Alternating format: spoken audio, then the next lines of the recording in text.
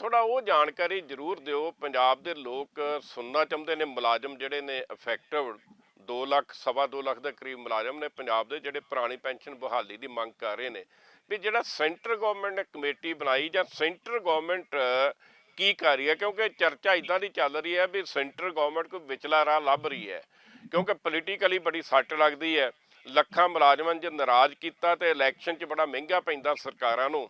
ਸੋ ਇਹ ਪਤਾ ਲੱਗਾ ਵੀ ਸ਼ਾਇਦ ਲਾਸਟ ਪੇ ਦਾ 50% ਮਿੱਥ ਕੇ ਤੇ ਲੰਮਸਮ 50% ਦੇਗੀ, ਡੀਏ ਵਗੈਰਾ ਇਹ 'ਚ ਨਹੀਂ ਜੋੜਿਆ ਜਾਊਗਾ। ਕੋਈ ਇਦਾਂ ਦੀ ਗੱਲ ਹੈਗੀ ਹੈ?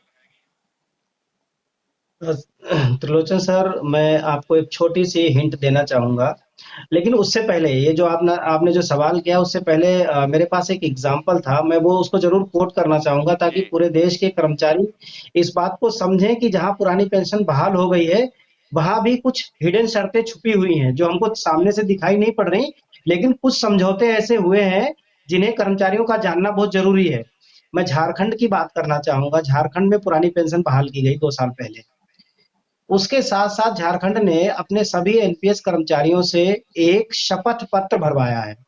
हम्म उस शपथ पत्र में ये कहा गया है कि जो पैसा, मान लीजिए झारखंड में नौकरी करते हुए किसी मुलाजिम को 15 साल हो गए, तो जी 15 साल तक उसकी 10% सैलरी हर महीने कट करके जमा हो गई और 14% सरकार की भी वो सैलरी या अंशदान कट करके जमा हो गया।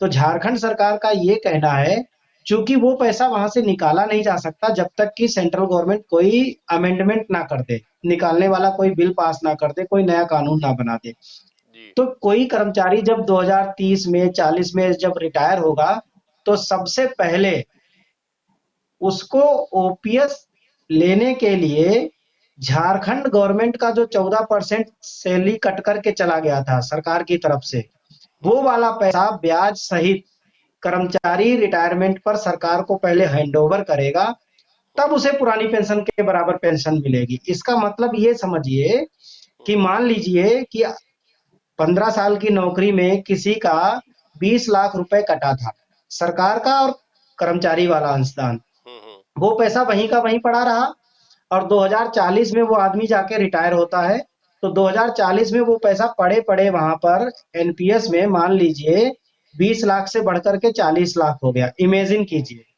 जी तो सबसे पहले चूंकि उस पैसे पर सेंट्रल गवर्नमेंट की पॉलिसी के हिसाब से ही जो कुछ होना है वो होगा, उसका मतलब ये है कि उस 40 लाख का 60% कर्मचारी को दिया जाएगा, यानी कि 24 लाख कर्मचारी को दिया जाएगा।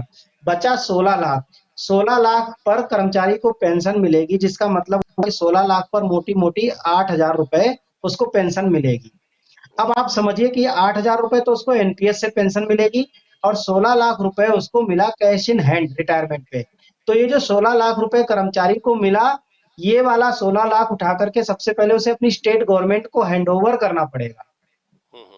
ओके, जब वो 16 लाख रुपए अपनी सरकार को दे देगा, फिर जितनी ओपीएस में पेंशन बनती है 16,000, 20,000, 30,000, वो झारखंड सरकार उसको पेंशन देगी। तो एक हिडन पॉलिसी को, मतलब एक तरीके से हिडन शर्त है जो आमतौर पर कर्मचारी को ना तो बताई जा रही है और वो छुपाई जा रही है कहीं ना कहीं। तो मैं ये कहना चाह रहा हूं कि जो फंड, जिसको आप जीपीएफ कहते हैं, जो फंड के रूप में आपने 15 साल तक, पंजाब सरकार इसी पैसे की बात कर रही है कि उसे ये पैसा पहले मिल जाए जिस दिन वो एनपीएस को बंद करे, ओपीएस को जिस दिन से वो लागू करे उस दिन पहले उसके पास ये पैसा आ जाना चाहिए, जी जो जी टेक्निकली पॉसिबल तब तक नहीं है जब तक कि सेंट्रल गवर्नमेंट उस पॉलिसी को बदल ना दे।